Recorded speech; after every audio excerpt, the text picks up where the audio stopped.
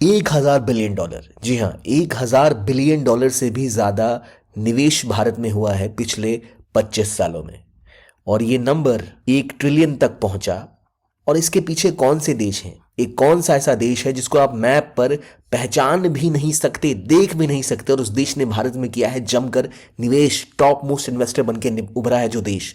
कौन से हैं वो देश जिन्होंने भारत में इतना निवेश किया, और क्या वजह है कि पिछले 25 सालों में भारत में $1 ट्रिलियन का निवेश हो चुका है, एफडीआई आ चुका है।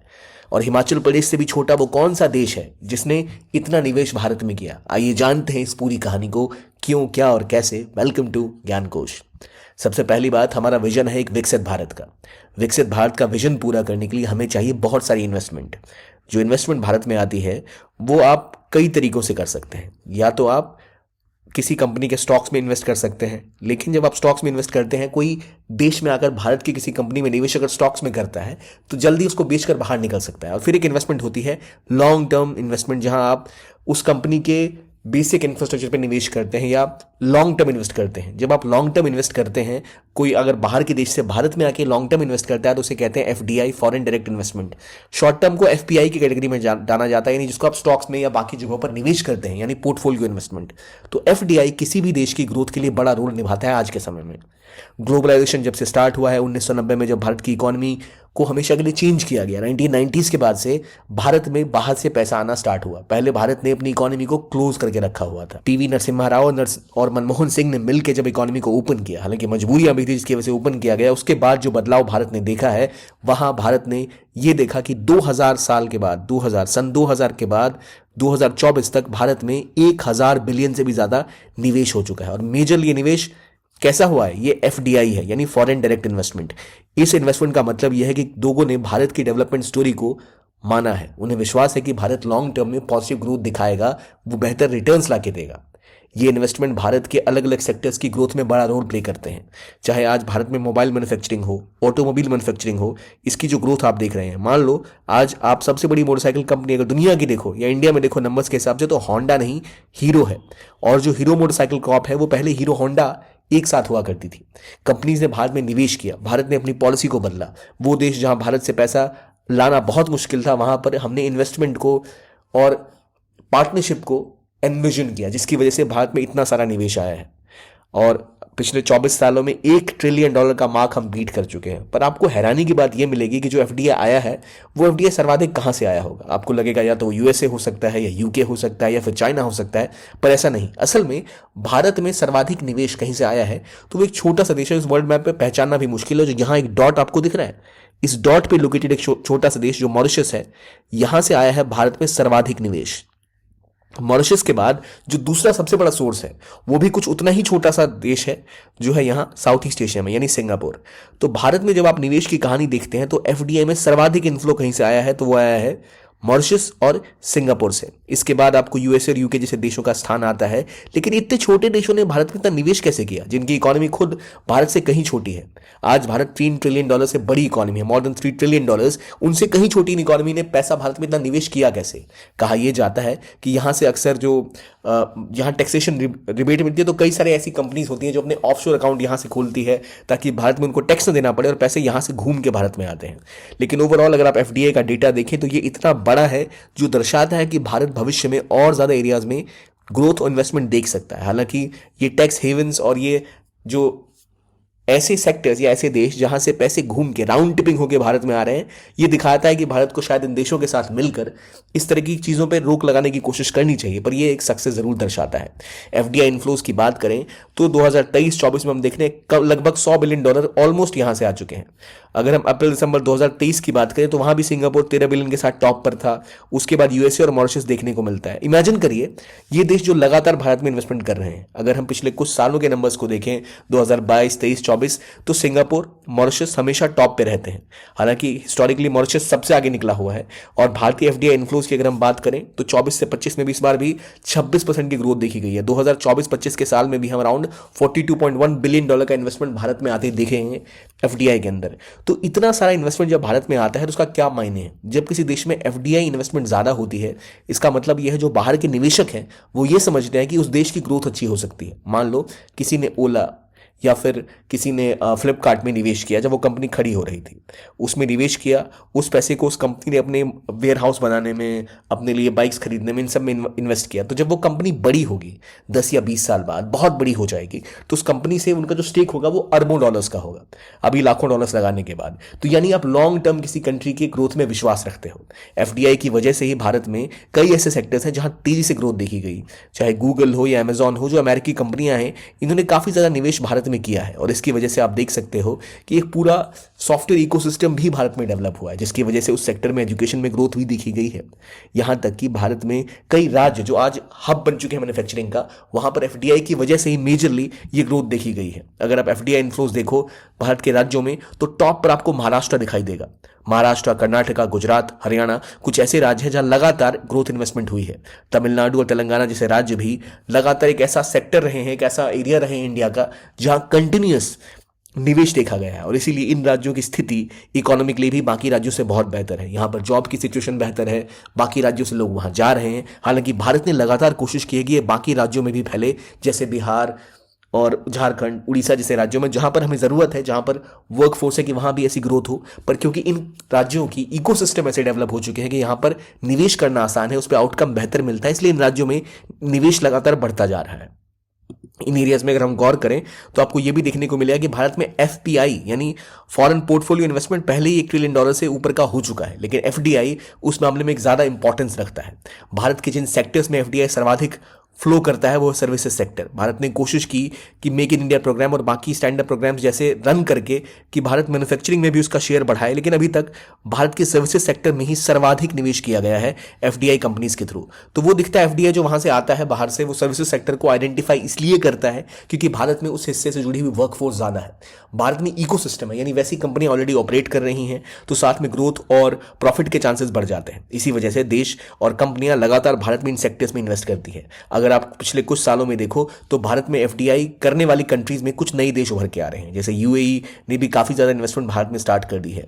यूएसए तो अब आगे रह ही रहा है। इसके अलावा हम उम्मीद कर रहे हैं कि और कंट्रीज जैसे जापान, साउथ कोरिया, जो भारत में लंबे स्तर पे लंबे समय के लिए काफी इन्वेस्टमेंट कर रहे हैं। भारत के साथ समस्या ये है कि भारत चाहता है कि इन्वेस्टमेंट केवल सर्विसेज सेक्टर में ना हो, केवल कुछ चुनिंदा राज्यों में ना हो, और लॉन्ग टर्म इक्वली हर राज्य में स्प्रेड आउट हो, या फिर मैन्युफैक्चरिंग में हो जहां से जॉब ज्यादा जनरेट हो। अभी सर्विसेज सेक्टर में ये इन्वेस्टमेंट ज्यादा होती है जहां जॉब जनरेशन के चांसेस कम होते हैं।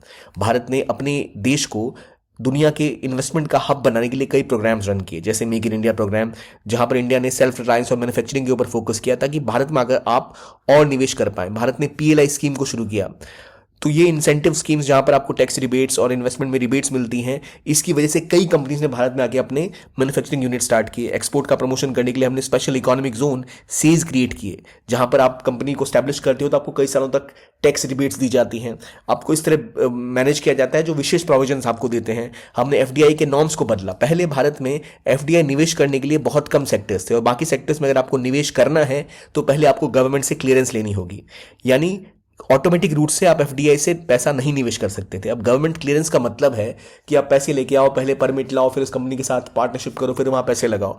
तो कोई भी कंपनी इसको करने से कतराएगी और वो भारत के बजाय चाइना, वियतनाम, फिलीपींस इन देशों में निवेश करेगी। तो भारत ने अपनी एफडीआई पॉलिसी को भी बदला, बहुत सारे सेक्टर्स को ओपन किया। तो आज हम डिफेंस, न्यूक्लियर और अगर रेलवेज को छोड़ दें तो बाकी लगभग हर सेक्टर एफडीआई के लिए खुल चुका है। इसका मतलब लगातार निवेश करना भारत में आसान हो चुका है, और इसी वजह से भारत में ग्रोथ इंसेंटिवाइज हुई है, भारत में इन्वेस्टमेंट इंसेंटिवाइज हुई है, और भारत में लगातार वो चीज़ें आ रही हैं। इसके अलावा भारत में अगर आपको निवेश करना है तो बहुत ज़्यादा ज़रूरी है कि बेसिक इंफ्रास्ट्रक्चर बहुत ज़्यादा डेवलप्ड हो। बेसिक इंफ्रा डेवलप करने के लिए आपको रोडवेज, रेलवेज, सिक्योरिटी, एयरपोर्ट्स, इन सब की बेसिक रिक्वायरमेंट, पानी की रिक्वायरमेंट हो गई, घरों की रिक्वायरमेंट हो गई, ये होनी चाहिए। इसको रियलाइज करने के लिए कि भारत उस लेवल पे काम करे कि ये समस्याएं ना रहें, उसके लिए भी गतिशक्ति योजना लॉन्च की गई, ताकि मॉनिटर किया जा सके, समझा जा सके कि कहां पर चीजें स्लो डाउन हो रही हैं, क्या बॉटल नेक्स हैं, कैसे इनको यहां से निकाला जाए। तो ये जो ग्रोथ और इन्वेस्टमेंट हमें देखने को मिली है, ये एक दूसरे के पूरक है। अगर भारत में एफडीआई नहीं आया होता तो भारत शायद इस लेवल पे ग्रो नहीं कर रहा होता, और अगर भारत में ग्रोथ ना होती तो कई देश भारत के साथ पार्टनरशिप ना करते, भारत में निवेश करने की कोशिश ही ना करते। तो अप्रैल 2000 से लेके सितंबर 2024 तक ये $1 ट्रिलियन का मार्क जो भारत ने टच किया है, ये भारत को एक ऐसी इकोनॉमी बनाता है जिसके ऊपर देशों ने बेट किया है। चाइना के बाद सबसे ज्यादा ग्रोथ की संभावना अगर कहीं आज भी देखी जा रही है तो वो भारत ही है, क्योंकि इकोनॉमिक साइज और कैपेसिटी भारत की इस लेवल पर है। तो हमारे विकसित भारत का जो विजन है वो तभी पूरा हो पाएगा जब हमारे देश में और मैन्युफैक्चरिंग बढ़ेगी, और एम्प्लॉयबिलिटी बढ़ेगी, और जॉब जनरेशन बढ़ेगी, और हम दुनिया का एक वेयर हाउस बन जाए जैसे चाइना है, या दुनिया के अभी हम कह सकते हैं बैक ऑफिस हम है। और बैक ऑफिस मतलब जो भी सर्विस सेक्टर है उसका जो भी काम करना होता है बैक ऑफिस का भारत में होता है, जबकि ग्लोबली अगर देखा जाए मैन्युफैक्चरिंग के नाम पर तो वो चाइना टॉप पर आता है। तो इसलिए भारत भी मैन्युफैक्चरिंग की ओर पुश कर रहा है अलग अलग स्कीम्स के थ्रू, अलग अलग ऑप्शंस के थ्रू, ताकि और इन्वेस्टमेंट बढ़े।